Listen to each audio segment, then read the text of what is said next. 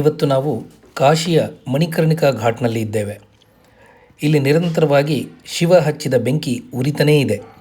ಮಣಿ ಅಂದರೆ ರತ್ನ, ಕರ್ಣಿಕಾ ಅಂದರೆ ಕಿವಿಯೋಲೆ, ಪಾರ್ವತಿಯ ಕಿವಿಯೋಲೆ ಬಿದ್ದಂತಹ ಸ್ಥಳ ಅಂತ ಇದನ್ನು ಹೇಳ್ತಾರೆ. ಇಲ್ಲಿ ನಿತ್ಯವೂ ಚಿತಾಗ್ನಿ ಉರಿತಾನೇ ಇರುತ್ತೆ, ಚಿತೆ ಉರಿತಾನೇ ಇರುತ್ತೆ ನಿರಂತರವಾಗಿ. ಹಾಗೆ ಈ ಕಾಶಿ ಅನ್ನೋದು ಮೋಕ್ಷ ನಗರಿ ಅಂತ ಕೂಡ ಕರೀತಾರೆ. ಮೋಕ್ಷ ನಗರಿ, ಆಕಾಶ ಈ ಕಾಶಿ. ಕಾಶಿಗೂ ಆಕಾಶಕ್ಕೂ ಸಂಬಂಧ ಇದೆ. ಅದು ಕಾಶ, ಇದು ಕಾಶಿ. ಹಾಗಾಗಿ ಮೋಕ್ಷಕ್ಕೆ ಹೋಗುವಂತಹ ಜಾಗ, ದಾರಿ. ಇಲ್ಲಿ ನೋಡಿ ದಹನ ಕ್ರಿಯೆ ಹೇಗೆ ನಡೀತಾ ಇದೆ.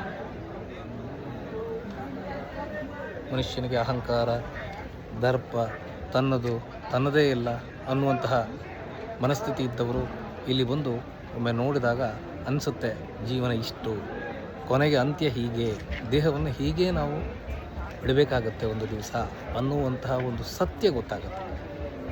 ಇಂತಹ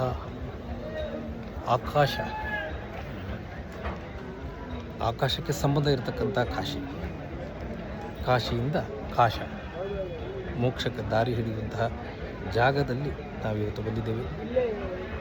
ನೀವು ನೋಡ್ತಾ ಇದ್ದೀರಿ, ಗಂಗಾ ನದಿ ತಟದಲ್ಲಿ ಇರುವಂತಹ ಮಣಿಕರ್ಣಿಕಾ ಘಾಟ್.